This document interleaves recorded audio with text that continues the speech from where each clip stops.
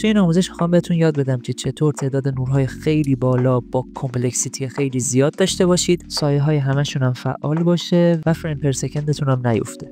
سلام دوستان، مسعود هستم. توی آموزش‌های آینده قصد دارم به کلا نرم افزارهای سه‌بعدی به خصوص آنریل، 3D Max، سینما 4D، سابستنس و نرم افزارهای مشابه بپردازم. پس ممنون میشم که کانال رو سابسکرایب کنید و این ویدیو رو لایک کنید، کامنت بذارید. بریم ادامه آموزش. همونطور که توی آنریل فست 2024 دیدیم، آنریل 55 یه قابلیتی رو معرفی کرد به اسم مگالایتس. فکر کنم بزرگترین اتفاقی که توی این فستیوال افتاد همین معرفی بود که واقعا همه رو شگفت زده کرد. به خاطر اینکه نورپردازی توی آنریل، مخصوصا وقتی نورها خیلی زیاد میشه، دیگه کار سختی میشه. انواع اقسام ارورها رو این بالا میبینید، انواع اقسام حرکت‌ها رو باید بزنید که به ارور نخورید، فریم پر سکند نیفته و اتفاقات مثلی. حالا من سعی دارم توی این آموزش بهتون یاد بدم که چطوری از این مگالایت استفاده بکنید و حالا نتایج قبل و بعدش رو بهتون نشون بدم. یکی از شرایطی که شما خیلی راحت میتونید بفهمید چه زمانی از مگالایت میتونید استفاده بکنید اینه که کامپلکسیتی نورتون زیاد باشه.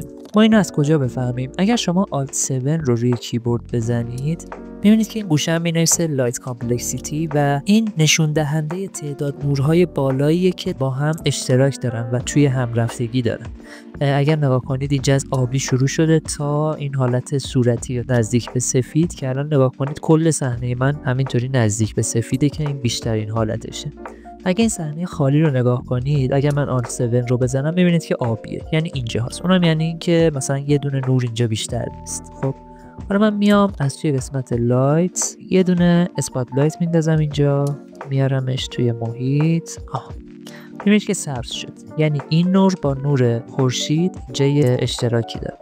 این رو دوپلیکیت میکنم، میبینید که قرمز میشه، میاد اینجا، یعنی دو تا نور رفته توی هم.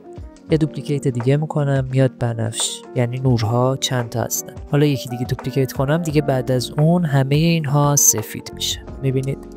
حالا این ضرب درن که به خاطر اینه که نور ما موویبل نیست.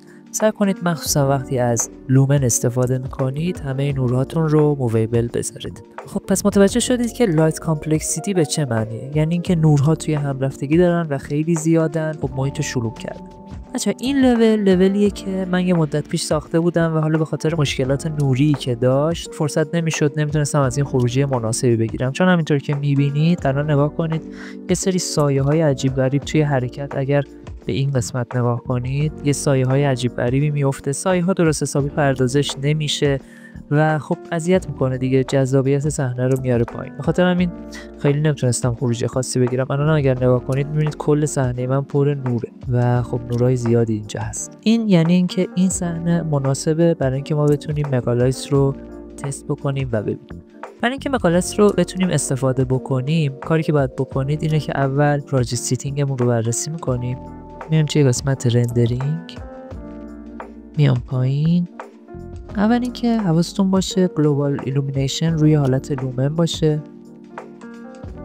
همینطور رفلکشن متد روی حالت لومن باشه و اینجا اگر نگاه کنید گزینه مگالایتس اینجا هست. تنظیمات دیگه ای که گفتم توی پروژکت سیتینگ انجام بدید. مگالایتس رو بذارید، من میخوام توی پست پروسس بهتون نشون بدم چون اونجا دم دست داره راحت میشه خاموش روشنش کرد. میام به پست پروسس و اینجا سرچ میکنم مگا. خب الان دقت کنید میبینید که محیط سایه های خوبی نداره، خیلی نور پخش و پلاس. به محض اینکه من این رو فعال بکنم میبینید که سایه ها چقدر متفاوت خواهند شد. خب میبینید خیلی از مشکلات نورپردازی حل شد. اصلا همون مشکل سایه های عجیب غریبی که به وجود می اومد، همین سایه هایی که اینجا چند تا افتاده بودن روی هم، این تیزی این سایه ها که واقعا اصلا جلوه خوبی نداره، همه اینا رو برطرف میکنه. اصلا ببینید یه سری نورها همینطوری اومدن و معلوم نیست دقیقاً سورسشون از اینجا که در واقع اینجا باید یه سایه‌ای بیفته، ولی توی مگالایت این حل میشه.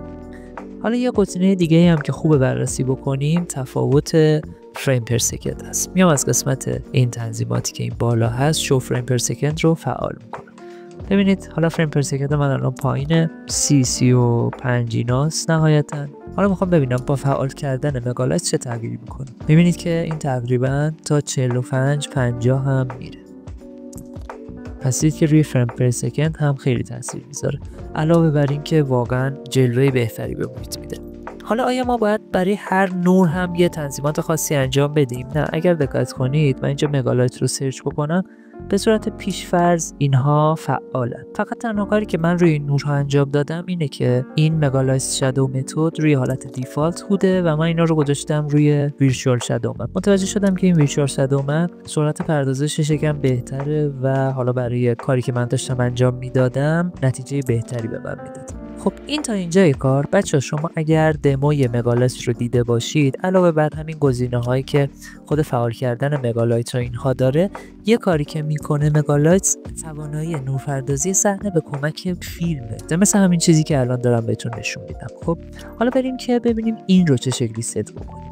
حالا من میخوام اون حالتی رو توضیح بدم که شما یه تلویزیون، یه تصویر متحرکی، ویدیویی چیزی دارید و میخواید از اون نور بگیرید به علاوه اینکه سایه های خیلی رئالی داشته باشید. ببینید من اینجا یه دونه پلن از همین قسمت شیپس آوردم و گذاشتم اینجا. حالا اینکه اوتلاینش چرا این شکلیه و داخل، به خاطر پست پروسس منه که جور خاصی تنظیم شده. اگه دقت کنید من اینو خاموش کنم درست میشه. خب تفاوت پست پروسس رو میبینید که چقدر تاثیر گذاشته و محیط کلا یه چیز دیگه میشه. حالا اینکه این اتفاقات چیه و اینها قطعا توی آموزش‌های بعدی در نکات خوبی رو بهتون میخوام بگم. اگر دقت کنید الان دوربین یکم حالت فیش آی اینها داره که من اینا رو بهتون خواهم گفت. ببینید اینکه چطوری ویدیو رو ستاپ بکنید. من توی آموزش دیگه گفتم. ببینید من اینجا 4 تا اسست دارم و روی این اعمال کردم که لینکش رو میذارم اینجا. توی اون آموزش کامل راجع به ویدیو، حتی اینکه توی گیم چه شکلی پلی بشه، چطوری توی بلوپرینت کار بکنیم باش، همه اونها رو بهتون گفتم. پس اون رو نگاه بکنید، آموزش خیلی خوبیه. تا الان چطوری ما به این نور اضافه بکنیم؟ همونطور که میبینید این متریالش با اینکه ایمسیوه هیچ نوری تو محیط نمیده به ما. پس ما باید اول اینکه نور رو داشته باشیم، به علاوه اینکه خب سایه ها رو خود این گزینه مگالایت، البته این خیلی به مگالایت ربطی نداره ها، کلا 55 توی این قضیه خیلی خوب عمل کرده. مگالایت پرفورمنس بهتری توی اون قضیه به ما میده. خب من برای اینکه توی اینجا نور اضافه کنم میام از قسمت لایت و یه رکت لایت رو میارم اینجا. خب طوری تنظیمش میکنم که دقیقا جلوی این اسکرینمون باشه و از توی تنظیماتش هم طول و عرضش رو تنظیم میکنم. دقت کنید که رکت لایت رو نمیتونید با اسکیل کردن بزرگ کوچیک کنید، اینو حواستون باشه. خب ببینید که الان سایه این نور یه زردی افتاده روی زمین و خب یه نوری هم میده. نورش زیاد میکنم که حالا شدت این قضیه رو بیشتر بفهمید. حالا وقتشه که اون قابلیت رو بهتون نشون بدم. ببینید وقتی شما متریال ویدیو میسازید 4 تا اسست دارید که یکیش تکسچر ماست. این تکسچر رو انتخاب میکنم و توی نور، وقتی نور انتخابه، من اینجا اینو ببندم که شما ببینید نور انتخابه. اینا نور انتخابه، توی قسمت سورس تکسچر این رو میزنیم. این تکسچر رو از روی ویدیو ما گرفت که اینجاست. خب حالا میخوام تستش بکنم. خب برای اینکه تستش بکنم از توی همین مدیا پلیر ویدیوم رو پلی میکنم. میبینید که کامل داره پلی میشه و حتی سایه ها. برای اینکه سایه ها رو دقیق تر ببینید من شدت نور رو میبرم بالا. میبینید که نور چه سایه های دقیقی به وجود میاره و میبینید این خیلی فوق العاده است. این خیلی سایه های رئال و طبیعی میده، مخصوصا اگه محیط تاریک باشه. بذارید من یکم محیط رو تاریک بکنم. حالا این سایه ها رو نگاه بکنید، خیلی فوق العاده است. خب امیدوارم این آموزشم به دردتون خورده باشه و بتونید توی پروژه هاتون نورپردازی خیلی بهتری داشته باشید. خود من که از این به بعد قطعا از مگالایت میخوام استفاده بکنم، چون تو پروژه قبلی توی نورهای زیاد خیلی اذیت میشدم. این قطعا خیلی به خود من کمک خواهد کرد. ممنون بچه‌ها. آموزش دیگه هم دنبال کنید و بقیه هم من رو معرفی کنید. خداحافظ.